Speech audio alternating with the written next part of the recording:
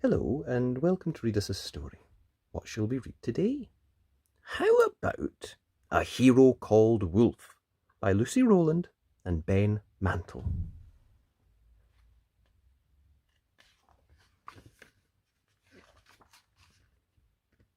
A Hero Called Wolf. There once was a wolf who was mean and quite hard, who turned things around with a library card. He'd made some new friends, and he'd learnt how to share, and he now took a satchel of books everywhere. But one day the wolf, looking sullen and glum, slumped into the library and sucked at his thumb. "There, there," Mrs. Jones said. She asked him, "What's wrong?" As Wolf began howling, "Oh, I just don't belong. In all of these stories I'm always the crook. Can't a wolf be a hero, the star of a book?" Mrs. Jones pondered, then nodded her head. "So write one," the clever librarian said. "A pen and some paper, that's all you'll need. You could write the story that you want to read." Could I be a hero? The wolf thought to himself. He looked round the library and searched through a shelf. Those heroes are handsome, they're tough, and they're strong. I can't be a hero. I might get it wrong. With that came a knock and a swing of the door. The woodcutter! Wolf knew this hero for sure. "I've got a big problem," the wolf woodcutter said.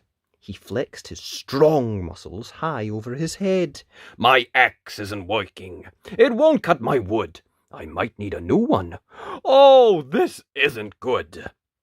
But then Wolf remembered a rather good book called All About Axes. He said, "Take a look." The woodcutter thanked him and started to read, while outside a knight had arrived on her steed. This hero was shiny. She looked rather tough. She rushed through the door in a bit of a huff. "Well, someone has stolen my feed bag, of course, and now I can't use it to feed my poor horse." But Wolf could remember a farm book he'd read and said to the knight, "Use my satchel instead." The knight thanked the wolf. She'd just started to read when in rushed a prince, and he ran at such speed. A fast, handsome hero with long, flowing hair. He sulked to the other. "This doesn't seem fair. I've got a grand ball tonight. Oh, look at that. Someone has ruined my best feather hat." Just then, Wolf remembered a craft book he'd read. They made a long feather from paper instead. "Oh, thank you," the prince cried. "My hero," he said. Then Wolf grinned a grin, and he scratched at his head. "A hero," Wolf whispered. He turned rather pink. "Yes, maybe," he said, as he started to think. But suddenly, boom! Such a thunderous sound. The shelves shook and tremored. Books fell to the ground. There came a loud bee, a loud bay, boo, and foam. "Outside!" Mrs. Jones yelled. "The giant has come!" "Stand back!" cried the woodcutter, axe in the air. "Away!" shrieked the prince with a flick of his hair. And "Charge!" yelled the knight. "Now you leave us no choice."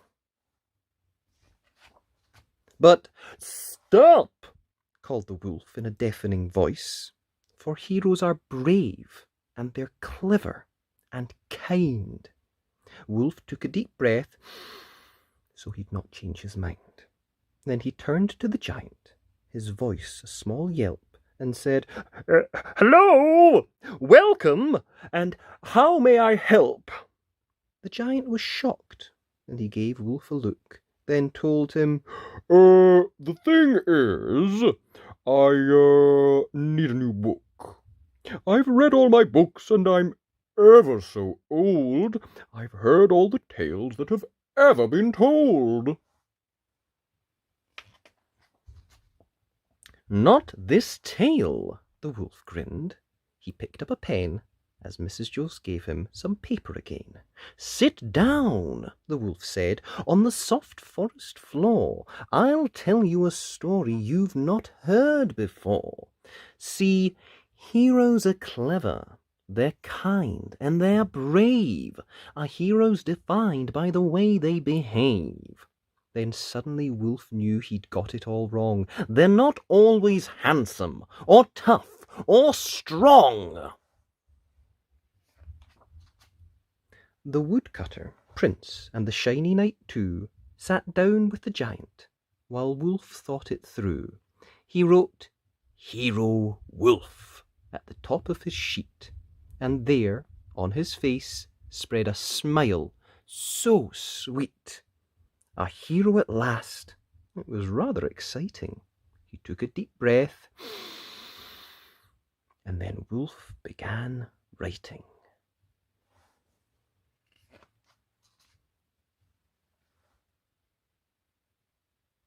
And that was A Hero Called Wolf by Lucy Rowland and Ben Mantle. I hope you enjoyed that. If you did, be sure and like the video. And remember, you can always subscribe to the channel at Read Us a Story. Thanks. Bye!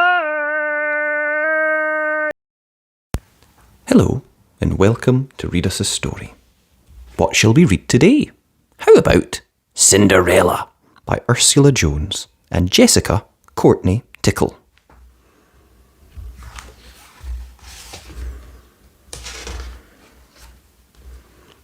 Once upon a time, there was a man who had a daughter. She was as kind and beautiful as her mother had been. One day, the man brought home a haughty-looking bride with 2 grumpy bridesmaids trudging behind her. "This is my new wife and her sweet girls," he told his daughter. "They will be a loving stepmother and stepsister to you." But they weren't. They were horrible. At the wedding feast, the elder stepsister whispered to the younger, "Don't sit next to that daughter of his. She's so pretty she makes you look ugly." "Not as ugly as you," hissed her sister, and they made the daughter sit at the far end of the table.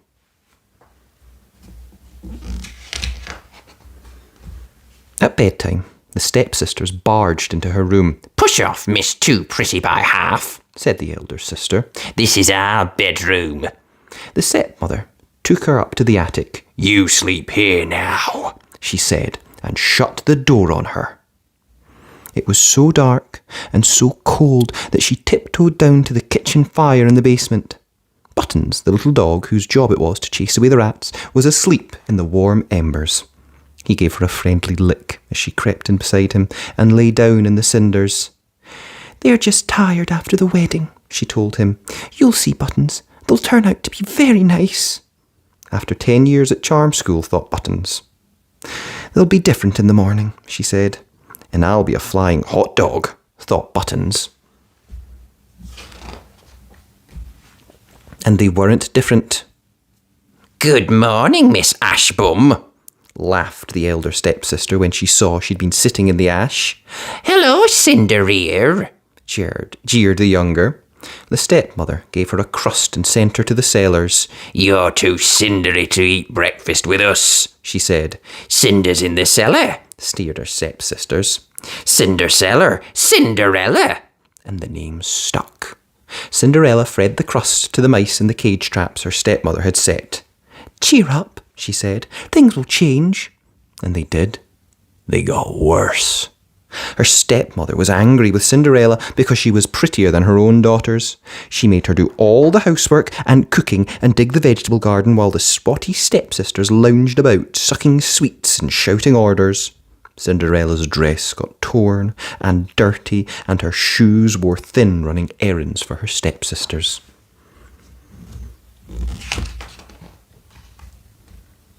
If ever Cinderella's father asked where she was, her stepmother said, "Out enjoying herself."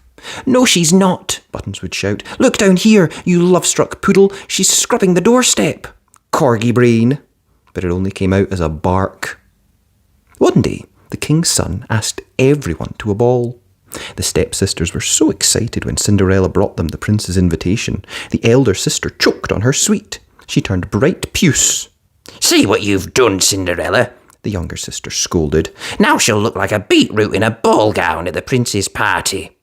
"Who are you calling beetroot, banana nose?" snarled her sister. And their mother had to separate them before they pulled out each other's hair. The dressmaker sewed the stepsister new frocks. Kilos of makeup were bought and enough perfume to fill a bathtub. The great day arrived. "Do our hair, Cinderella," commanded the stepsisters. "Put on our makeup. Make us beautiful." And Cinderella, who was as clever as she was kind, did. Well, sort of. "Why don't you come to the ball too, Cinderella?" the younger sister asked. "How could I, dressed like this?" Sighed Cinderella. "We could lend you a gown," grinned the elder stepsister. "But we won't," laughed the younger stepsister, and away they went to the ball. Cinderella sat by the kitchen fire and, for the first time, she cried. The fire sputtered and spat as her tears fell into the flames. Then, with a flurry of sparks, a fiery-looking person swooped out of the chimneys. "Your tears," snapped the fairy, "are putting out my fire." "Sorry," wept Cinderella, "but I want to go to the ball." "What's stopping you?" demanded the fiery fairy. "I haven't got anything to go in." "Is that all?" exclaimed the fairy. "Fetch me a pumpkin." Cinderella ran to the vegetable garden. Perhaps she's going to make pumpkin soup, she thought, as she brought in the pumpkin. "You got mice?" asked the fiery fairy. "I'm afraid so," said Cinderella. "Fetch them." She's surely not going to put mice in her soup, thought Cinderella. "Now bring me 6 lizards asleep behind the watering cans." "This is going to be the most terrible soup," Cinderella said to herself as she obeyed. "Got a cat rat?" asked the fairy. "Not one," said Cinderella, "thanks to Buttons." "He'll do," said the fiery fairy. "Oh no," begged Cinderella, "please don't cook Buttons." "I'm no cook," said the fairy, producing her wand. "I'm your fairy godmother." "Oh, phew," barked Buttons.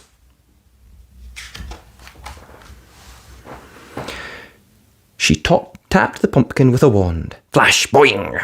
It turned into a golden coach. Tap went the wand on the mouse cage. With a flash, a squeak, and a whinny, the mice became 4 smart horses to draw the coach. Tap went the wand on the bucket, and the lizard turned into 6 spruce firemen. Footmen, still snoozing. "Show a leg, boys," said the fairy godmother, and the footmen leapt onto the coach. "Now all we need is a driver," said the fairy godmother. Tap went the wand, and Buttons was suddenly a coachman. "I can talk," he said, cracking his whip, "but it's a dog's life. I can't think what to say." "Try G up for starters," suggested the fairy godmother. She pointed at the coach. "There you are, Cinderella. Now you've got something to go to the ball in."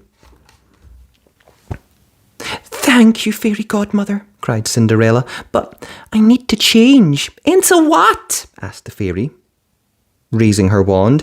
"I mean from my dirty clothes," Cinderella said quickly, before she got changed into the spare wheel. Tap went the wand. With a flash and a silvery-sounding twiddle, Cinderella's grubby dress had vanished. There she stood in the most beautiful, swirling, shimmering ball gown ever made. Oh, how perfect!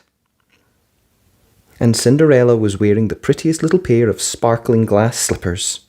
"Have a good time," cried her fairy godmother as the footman helped Cinderella into the coach. "But be sure to leave before midnight. At midnight the magic will run out." "I'll remember," Cinderella promised, blowing her a kiss. "Up gee!" shouted Buttons, and away went Cinderella to the ball. The prince was having fun at his ball when he was told a latecomer had turned up. He was a polite prince, so he went to welcome them. And was he glad he had? Stepping out of her coach was the loveliest princess he had ever seen. He bowed. May I escort you to the ball? Oh, thank you, replied Cinderella. I was wondering where it was. When they arrived, everything stopped. Nobody danced, nobody spoke or laughed or even coughed. The band forgot to play. They were all so dazzled by the radiant princess. Then the prince asked Cinderella to dance. And as they danced and talked and laughed the night away, the prince fell head over heels in love with her.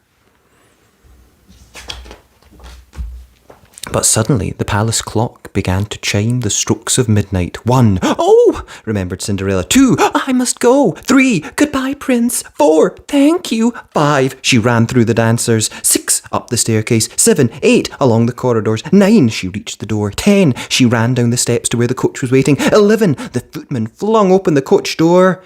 12.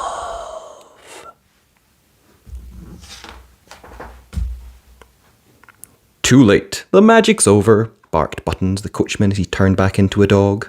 The mice ran off to the pantry, the lizards went to sleep under the steps, the pumpkin turned to squish, and Cinderella and Buttons pelted home. By the time the prince reached the door, they had disappeared. The prince was very unhappy to lose the girl he loved. Then he saw a little glass slipper lying on the steps where it had fallen off Cinderella's foot, and that gave him an idea. Cinderella and Buttons snuggled up in the embers. Oh, I've had a wonderful time, Cinderella said sleepily. Thank you, fairy godmother. Next afternoon, the stepsisters were still in their dressing gowns when a procession of courtiers trooped in, carrying the little glass slippers. The prince says every lady in the land is to try on this slipper, one proclaimed. Whoever it fits, he will ask to be his wife. Me first, shouted the elder sister. Good luck, said the courtier wearily. 400 grand ladies have already failed.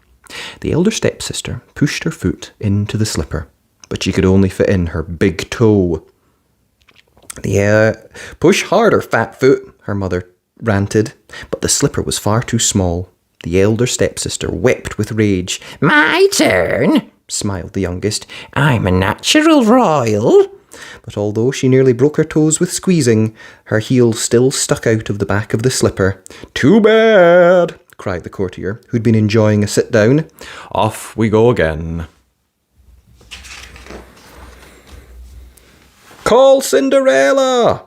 Buttons entreated the father. Give Cinderella a chance! But it only came out as a bark. Nothing for it, thought Buttons. This'll do the trick. And he peed against a stepsister. What a rumpus! The stepsister squawked, the courtiers jumped clear, the father shouted, No dinner for you, and the stepmother screamed, Cinderella, come and mop up! No dinner but a winner, thought Buttons as Cinderella arrived in her filthy dress and asked, Oh, may I try on the slipper? No, screeched the stepmother, but the courtier said he didn't see why not, so Cinderella tried on the slipper. It fits! chorused the courtiers. And here's the other one, said Cinderella, taking it from her pocket. Poof! Went the fire in the grate. There stood the fiery fairy godmother. With one tap of her wand, Cinderella was wearing the loveliest dress yet, and everyone recognised the beautiful princess from the ball. The stepmother and sisters fainted onto the father to get themselves out of trouble, but it didn't work. The fairy godmother was about to change them all into puddles of goo when the prince came in and asked Cinderella to marry him. Everyone was so happy. They forgot all about the awful sisters. Cinderella and her prince had a sumptuous wedding. Buttons was made a lord and went to live in the palace with the newlyweds. Now this is what you call a dog's life, thought Lord Buttons. The end. I hope you enjoyed that. Oh, by the way, it was called Cinderella, but you already knew that. I hope you enjoyed that. If you did, be sure and like the video. And remember, you can always subscribe to the channel at Read Us a Story. Thanks. Bye! Hello, and welcome to Read Us a Story. What shall we read today? How about Hansel and Gretel by Bethan Woolven.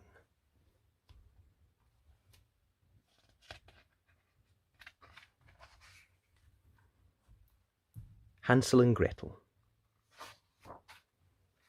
Deep in the forest lived a witch named Willow. Willow wasn't like most witches. She was a good witch who only used good magic. Willow had even made herself a home entirely out of gingerbread. One day, while out in the forest, Willow spotted a trail of breadcrumbs, which she decided to follow. At the end of the trail, she found 2 children. "We're Hansel and Gretel. What do you want?" demanded the children. "I'm worried these breadcrumbs might lead birds and mice to my gingerbread home," said Willow. "Please, could you help me clean them up?" Hansel and Gretel didn't like this idea, so they left Willow to tidy up on her own. But Willow did not get angry, because Willow was a good witch. When she arrived home, Willow couldn't believe her eyes. "Hansel, Gretel, please don't eat my house," Willow cried. "But it's so tasty," Gretel said, with a mouthful of gingerbread. Hansel and Gretel must be very hungry, Willow thought to herself. So she invited them in for dinner. While Hansel and Gretel made themselves at home, Willow used her best and most delicious spells to cook up a feast for them all. Unluckily for Willow, when she got to the table, she found that Hansel and Gretel had already gobbled up all of the food. But Willow did not get angry, because Willow was a good witch.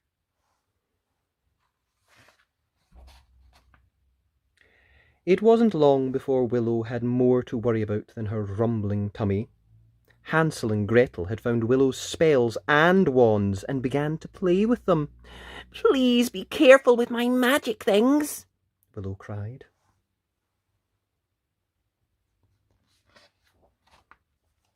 But Hansel and Gretel still would not listen. The magic grew and grew and grew. Wanting the house all to themselves, Hansel and Gretel agreed to get rid of Willow. Gretel pushed the witch into the oven, and the naughty twins carried on filling her home with spells until it was bursting with magic. It wasn't long before Willow's home collapsed. It was only made out of gingerbread after all.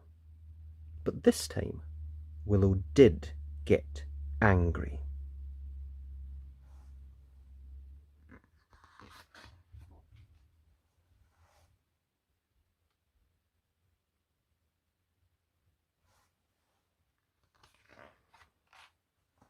Because Willow was not always a good witch.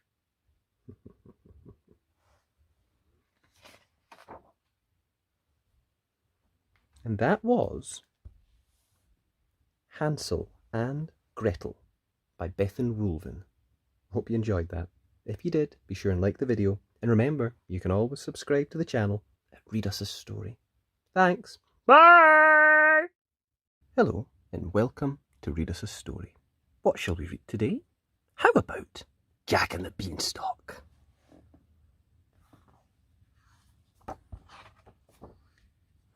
Jack and his mother were so poor, they never had enough to eat. One morning, they had nothing at all. "You'll have to take the cow to market and sell her," Jack's mother said sadly. On the way, Jack met a strange little man. "I'll give you these for your cow," said the little man, holding out 5 wrinkly dried beans. "I need money, not beans," said Jack.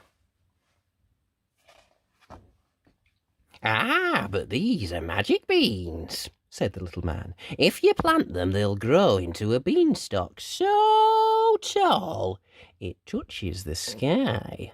"Amazing," said Jack. He gave his cow to the little man, took the beans, and ran off home.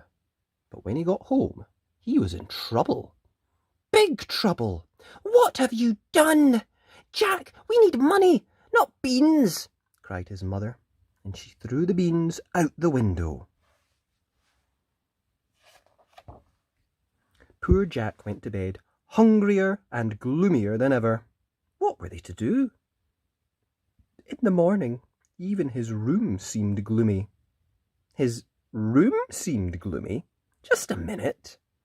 Outside his window was a giant beanstalk, so tall it touched the sky.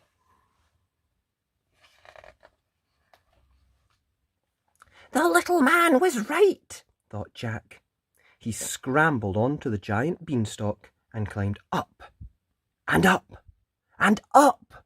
And there at the top he found a giant castle with a giantess in front of it. Jack gulped.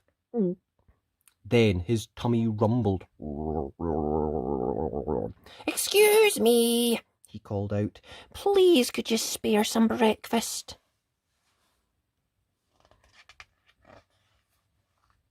The giantess picked him up. My husband munches and crunches little people like you, She said. I'll give you breakfast, but you better be gone before my husband quits home. She whisked Jack inside and set him down to an enormous, crusty loaf. Breakfast had never tasted so good. But then, Stomp, stomp, stomp. Quickly, hide in here. the giantess stuffed Jack into a pot just as a giant strode into the kitchen. Fee, fi, fo, fum. I smell the blood of an Englishman. Be he alive or be he dead, I'll grind his bones to make my bread. Where is he? Demanded the giant, and he started to search the table. You're imagining things, Said his wife. Eat up your breakfast while I bring you hen. She returned with the hen and put it on the table. Lay! Commanded the giant. Clink! The bird laid a gleaming golden egg. With a grunt, the giant closed his eyes and began to snore. The giantess lifted Jack out of the pot. Run for your life, she whispered, but Jack had his eyes on the hen. He grabbed the hen and fled for the door. The bird let out a squawk, which woke the giant, who saw Jack and let out a furious roar. Jack dived out the door and onto the beanstalk with the giant hot on his heels. Oh! Jack scrambled down the beanstalk as fast as his legs would carry him. "What's going on?" shrieked his mother from the below. Is that a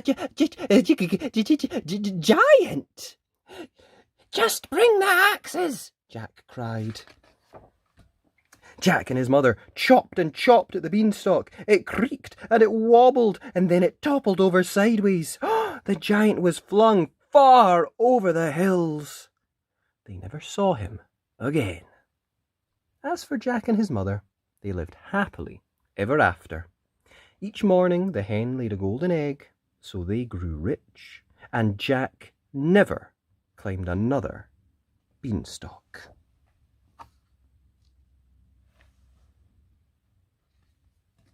And that was Jack and the Beanstalk. I hope you enjoyed that.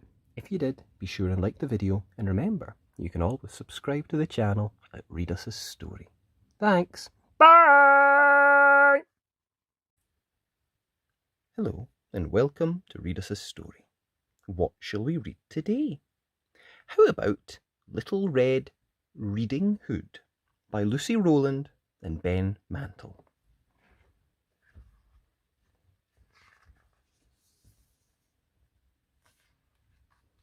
Little Red Reading Hood. Little Red Riding Hood loved reading books, always curled up inside crannies and nooks. She read in the bathroom, she read on the porch, she read late at night by the light of a torch. Flicking through pages, her little head bowed, dreaming up stories and laughing out loud. But one day her mother said, "What a to-do! Red, this old library book's long overdue. You must take it back to the library today. But listen, I've something important to say. Don't ever stray from the path in the wood." "Yes, Mum," said Red, and she pulled up her hood. As Red skipped along, it was lovely and sunny, but suddenly Red felt a little bit funny. A wolf jumped in front of her. Gruffly he said, "Where are you taking that book, little Red?" "The library," she answered, "to hand it back in." "Oh," said the wolf, and he started to grin. The wolf licked his lips, and he had a good hunch that Little Red Riding Hood might do for lunch. He thought, "She looks tasty, a flavoursome treat, and maybe I'll read her book after I eat." The wolf had a plan, so he said with a smile, "But why don't you stay here and read for a while?"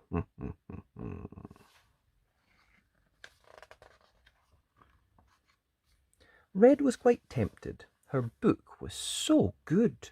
So she strayed from the path, and she sat in the wood.